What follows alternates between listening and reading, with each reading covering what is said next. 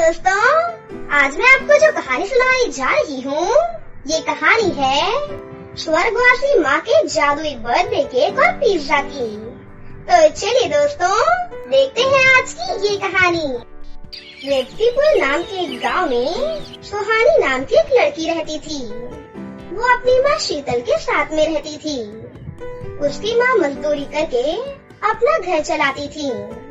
उनके घर की हालत बहुत ही खराब थी, लेकिन शीतल फिर भी सुहानी को स्कूल में पढ़ाती थी और उसको पढ़ाई के लिए जो भी चीज चाहिए होती थी वो उसको लाकर दे देती थी।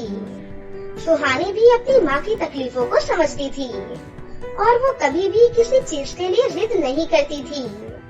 उसके पास जितना है उतने में ही वो खुश रहती थी। ऐसे ही एक दिन सुहानी अपने कमरे में बैठकर अपने फटे हुए कुछ कपड़े सिल रही थी। तभी वहाँ पर उसकी माँ आई और आकर उससे कहा, अरे बेटी, क्या कर रही हो? कब से बुला रही हूँ तुझे, लेकिन तू बाहर ही नहीं आई। मैं कब से खाना निकाल कर बैठी हुई थी। वो माँ, कल स्कूल में फंक्शन है ना, इसीलिए मैं अपने कपड़े सिल रही हूँ। मुझे ये वाला ड्रेस पहनना है, लेकिन ये थोड़ा सा फट गया है। सुहानी की ये बात सुनकर उसकी माँ बहुत दुखी हो गई। फिर सुहानी की माँ शीतल ने सुहानी से कहा, बेटी, मैं तुझे कुछ नहीं दिला पाई, फिर भी तू कभी किसी चीज के लिए जिद नहीं करती। मैं बहुत ही खुशनसीब हूँ कि मुझे तुझ जैसी बेटी मिली है। माँ, आप पूरे दिन भर मेहनत मजदूरी करती हो और वहाँ से जो भी पैसे मिलते हैं वो पैसे आप मेरी पढ़ाई में खर्च कर देती हो। माँ, मुझे और कुछ भी नहीं चाहिए। आप मुझे जितना देती हो मैं उतने में ही बहुत खुश हूँ। सुहानी की ये बात सुनकर उसकी माँ बहुत खुश हो गयी और फिर वो दोनों एक साथ खाना खाने बैठ गयी। अगले दिन सुबह होने पर सुहानी अपने पुराने कपड़े पहनकर स्कूल गई। उसके कपड़े बहुत जगह से फटे हुए थे और उसने कुछ जगहों पर सिलाई कर रखा था। ये देखकर उसकी सहेलियां उस पर हंसने लगी।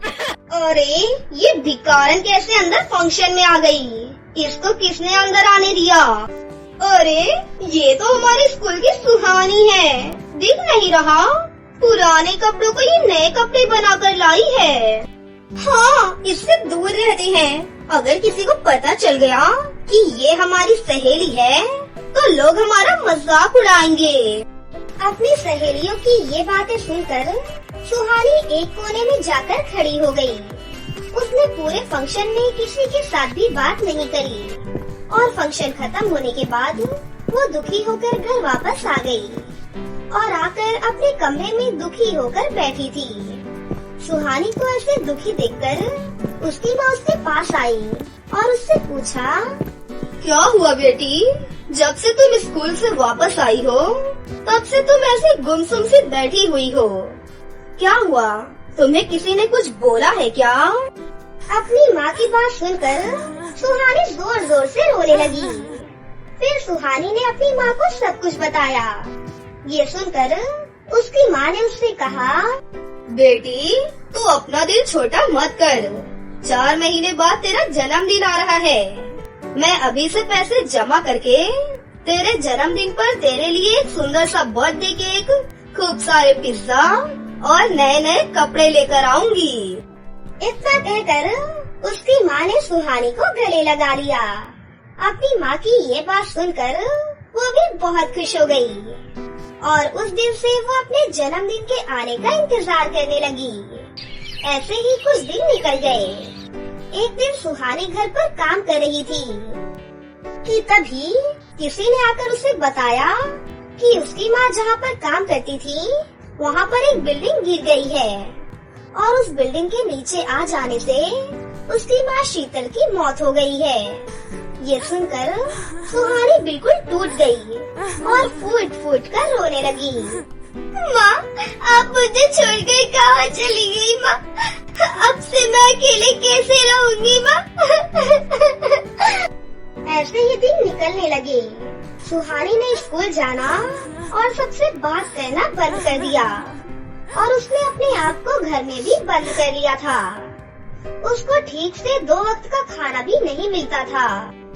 ऐसे ही देखते देखते 2 महीने निकल गए और उसका बर्थडे भी आ गया।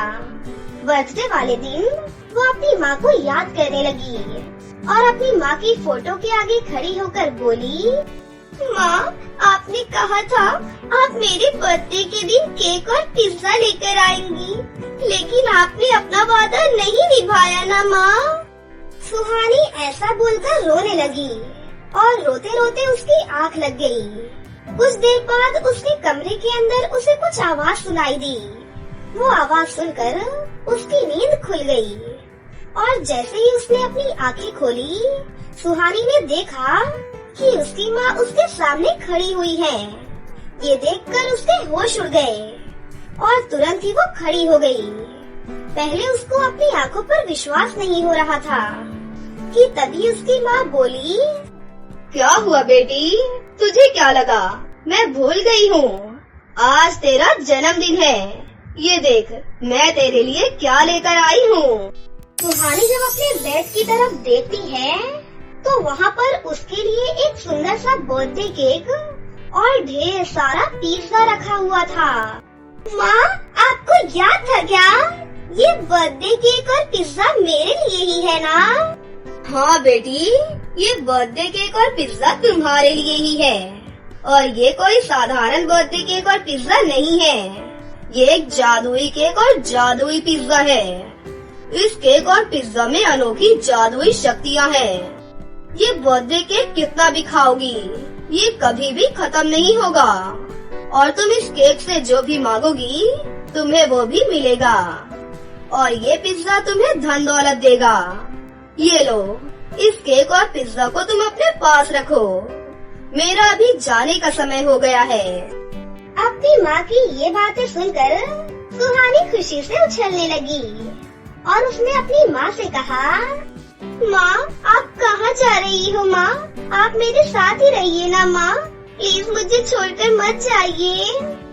नहीं बेटी, मैं अब किसी और दुनिया में रहती हूँ, लेकिन कभी भी तुम्हें कोई भी दिक्कत होगी तो मैं तुम्हारे पास आ जाऊंगी। ओके बाय बेटा। ये कहकर उसकी माँ वहाँ से गायब हो जाती है कि तभी उसके फटे पुराने कपड़े नए कपड़ों में बदल जाते हैं। उसके बाद सुहानी अपना बर्थडे केक काटती है और उसने बर्थडे केक से कहकर अपने लिए सुंदर सुंदर कपड़े और सैंडल मंगवाए और उसके सामने बहुत सारे कपड़े और सैंडल प्रकट हो गए। ये देखकर वो बहुत ही ज्यादा खुश हो गई और खुशी से नाचने लगी। उसके बाद से उसको जो भी चाहिए होता था वो उस जादुई बर्थडे केक और पिज्जा की मदद से उसको मिल जाया करता था। कुछ दिनों में सुहानी बहुत ज्यादा अमीर हो गई और उसने अपने पैसों से गांव के अनाथ बच्चों के लिए एक बड़ा सा स्कूल बनवाया, जहां पर सभी लोग फ्री में पढ़ाई करने लगे और वहां सभी लोग बहुत अच्छे से पढ़ाई करते थे। उस दिन के बाद से सुहानी सबके साथ मिलजुल कर हंसी खुशी से रहने लगी। एक गांव में अशोक नाम का एक आदमी अपनी पोती इमली के साथ रहता था। कुछ समय पहले इमली के माता पिता का देहांत हो गया था। अब अशोक पूरी तरह से अकेला था और सिर्फ अपनी पोती को ही संभालता था। इमली एक बहुत अच्छे स्कूल में पढ़ती थी। उसके दादा घर का सारा काम करते थे और उसके बाद अपनी दुकान पर जाकर मोमोज बनाकर बेचा करते थे। इमली की क्लास में बुलबुल नाम की एक लड़की पढ़ती थी। उसके पिता एक बहुत बड़े बिजनेसमैन थे। वो हमेशा इमली को परेशान करती रहती थी और हमेशा उसे चिढ़ाती रहती थी। इमली पढ़ाई में बहुत होशियार थी। बुलबुल, पढ़ाई में थोड़ा ध्यान लगाया करो, तुम बिल्कुल भी नहीं पढ़ती हो। अरे अपनी फ्रेंड इमली को देखो, कम से कम इसी से सीख लो। इसके तो माता पिता भी नहीं है, लेकिन फिर भी देखो पढ़ाई में कितनी होशियार है। ठीक है मैम, आगे से मैं पढ़ाई में ध्यान लगाऊंगी। सभी बच्चे बुलबुल पर जोर जोर से हंसने लग जाते हैं। आज इस मोमोज वाले की वजह से मुझे सब लोगों के सामने शर्मिंदा होना पड़ रहा है। मेरे पास किसी भी चीज की कोई कमी नहीं है, इसीलिए मुझे पढ़ाई की कोई जरूरत नहीं है। लेकिन इस मोमोज वाली को तो अब मैं जिंदा नहीं छोड़ूंगी। अगले दिन इमली स्कूल जाती है। क्लास के रास्ते में बुलबुल अपने कुछ दोस्तों के साथ खड़ी हुई थी। जब इमली अपनी क्लास में जा रही थी, तब बुलबुल उसे धक्का मार कर गिरा देती है। अरे तुम मुझे धक्का क्यों मार रही हो? मैं तुम्हारी शिकायत आज टीचर से करूँगी। अरे जा जा, मैंने तुझे कोई धक्का वक्का नहीं दिया, तू खुद गिरी है, समझी? थोड़ा देख कर चला कर। तुम सब बताओ, क्या मैंने इस मोमोज वाली को धक्का दिया? नहीं, बुलबुल ने धक्का नहीं दिया। सुन लिया तूने, मैंने तुझे कोई धक्का नहीं दिया। अब तू जिसे चाहे उसे बता सकती है, तेरी बात पर कोई विश्वास नहीं करने वाला। फिर सभी बच्चे इमली पर हंसने लग जाते हैं। ऐसे क्यों घूर रही है, मुझे खाएगी क्या? गुस्से में इमली वहाँ से चली जाती है। अकड़ तो देखो इस मोमोज वाली की, कितनी भरी पड़ी है। तुम बिल्कुल सही बोल रही हो, हमें इसकी अकड़ निकालनी होगी। मैंने भी इसको जमीन पर लाकर नहीं पटका तो मेरा नाम भी बुलबुल नहीं। कुछ दिनों बाद बुलबुल का जन्मदिन था। उसके घर में बहुत ही अच्छी सजावट हो रखी थी। Happy birthday to you, happy birthday to you, happy birthday dear Bulbul, happy birthday to you. Oh वाह, कितनी अच्छी सजावट करवाई है आपने डैड। अरे बेटा, आज शाम को हम शहर की सबसे बड़ी पार्टी ऑर्गेनाइज करेंगे। हर कोई उस पार्टी को देखता रह जाएगा। तुम चाहो तो अपने दोस्तों को भी बुला सकती हो। फिर बुलबुल अपने स्कूल जाती है। अरे सुनो, आज शाम को मेरे घर में मेरी बर्थडे पार्टी है। शहर की सबसे बड़ी पार्टी होने वाली है, इसीलिए तुम सभी आज शाम को जरूर आना। और सुन मोमो वाली, तू भी जरूर आना। ठीक है बुलबुल, मैं जरूर आऊंगी। और हाँ, जरा अच्छे कपड़े पहन कर आना। अपनी ना सही, कम से कम मेरी इज्जत का ख्याल रखना। शाम को इमली तैयार होकर बुलबुल की बर्थडे पार्टी में जाती है। वाओ, कितनी बड़ी और कितनी सुंदर पार्टी है। ऐसी पार्टी तो मैंने आज तक नहीं देखी। तभी वहाँ पर बुलबुल आती है। क्यों इमली, आंखें फटी की फटी रह गई ना? ऐसी पार्टी कभी जिंदगी में तो क्या, तूने कभी सपने में भी नहीं देखी होगी। अब तुम आ ही गई हो तो अच्छे से खाना खा कर जाना। और हाँ, तुम जो ये गिफ्ट लेकर आई हो उसे बाहर डस्टबिन में फेंक देना। मुझे तुम्हारे जैसे गरीब लोगों से गिफ्ट लेना बिल्कुल नहीं पसंद है। वही घटिया और सस्ता सा गिफ्ट लेकर आई होगी तू मेरे लिए। इतना कहकर बुलबुल वहाँ से चली जाती है। थोड़ी देर बाद केक काटा जाता है। बुलबुल केक लेकर इमली के पास जाती है। इमली, ये लो केक। इमली केक लेने के लिए हाथ आगे बढ़ाती है कि तभी बुलबुल जानबूझकर केक को नीचे जमीन पर गिरा देती है और वही केक कुत्ता खाने लग जाता है। ओहो, ये केक तो नीचे गिर गया। एक काम करो, तुम इस केक को जल्दी से साफ कर दो, समझी? बुलबुल, मैं गरीब हूँ, इसका मतलब ये नहीं कि मैं कुत्तों से भी गई गुजरी हूँ। ज्यादा भाषण मत दे, समझी? आज मेरा जन्मदिन है। तू तो अपने जन्मदिन पर मुझे टॉफी तक नहीं खिलाती और मुझसे उम्मीद रखती है कि मैं तुझे केक खिलाऊंगी, वो भी इतना महंगा केक। चली जा यहाँ से चुपचाप, भिखारी कहीं की। देख लेना, मैं अपने जन्मदिन पर तुझसे भी बढ़िया और बड़ा केक मंगवाऊंगी। तू भी मेरे जन्मदिन पर जरूर आना और अपनी आंखों से खुद ही देख लेना। केक तो दूर, तेरे घर में पेस्ट्री भी आ जाए तो भी बहुत बड़ी बात होगी। गुस्से में इमली वहाँ से चली जाती है। क्या बात है बेटा, इतने गुस्से में क्यों हो? दादाजी, सब लोग मेरा बहुत मजाक उड़ाते हैं। कुछ दिनों बाद मेरा भी जन्मदिन है। क्या आप मुझे एक बड़ा सा केक और एक नई ड्रेस नहीं लाकर दोगे? मैं भी अपने दोस्तों को दिखाऊंगी कि मेरे दादाजी भी किसी के माता पिता से कम नहीं हैं। आप मेरे लिए केक लेकर आएंगे ना दादाजी? बस इतनी सी बात। तुम चिंता मत करो बिटिया, मैं तुम्हारे लिए बहुत ही बड़ा और बहुत ही खूबसूरत केक लेकर आऊंगा। फिर कुछ दिनों बाद, ए मोमोज वाली, आज तो तेरा जन्मदिन है ना? अच्छा, तुझे अपनी शर्त तो याद है ना? हाँ, मुझे सब याद है। आज मेरे दादाजी को बहुत सारे मोमोज का ऑर्डर मिला है। उसके बाद मेरे दादाजी बहुत सारे पैसे लेकर आएंगे और उन पैसों से मेरे लिए एक बहुत बड़ा केक लाएंगे। शाम को तुम भी आना और केक खा कर जाना। इमली के दादा अशोक बहुत सारे मोमोज बनाकर उन्हें बेचने जाते हैं, लेकिन मोमोज लेने वाला मालिक बुलबुल का पिता ही होता है।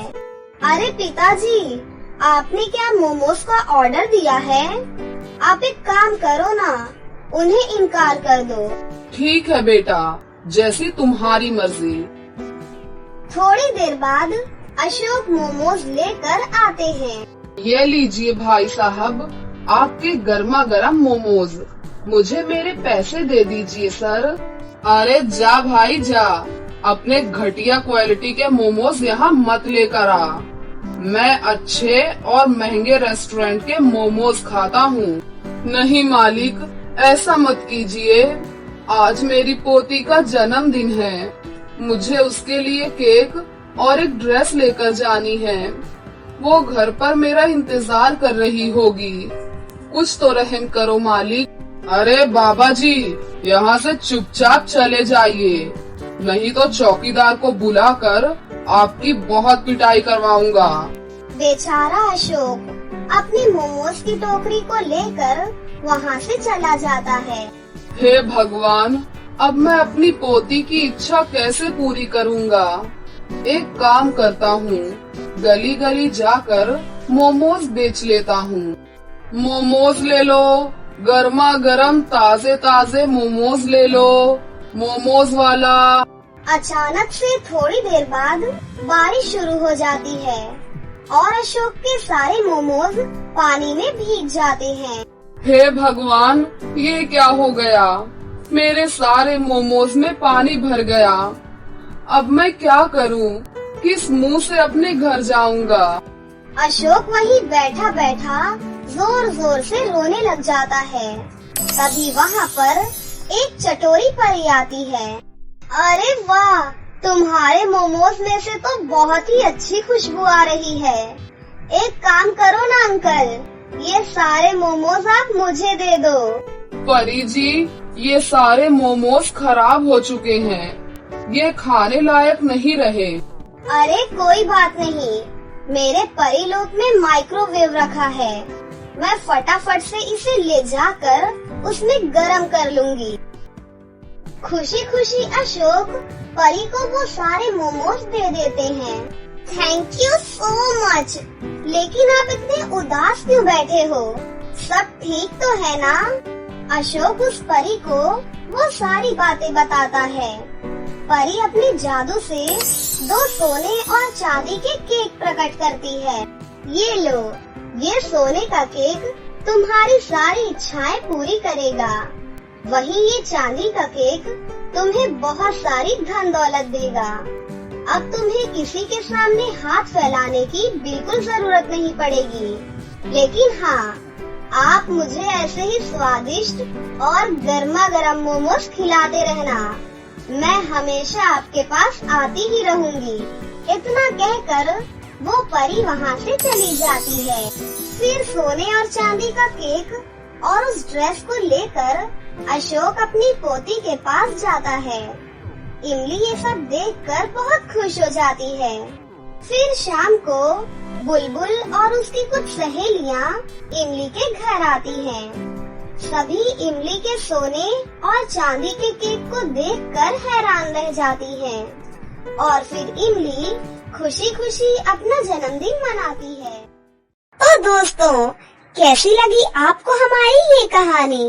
अगर आपको हमारी कहानी अच्छी लगी हो तो इसे जरूर लाइक करें, साथ ही हमारे चैनल को सब्सक्राइब भी कर लें और बेल आइकन को दबाना ना भूलें। मिलते हैं अगली वीडियो में। धन्यवाद।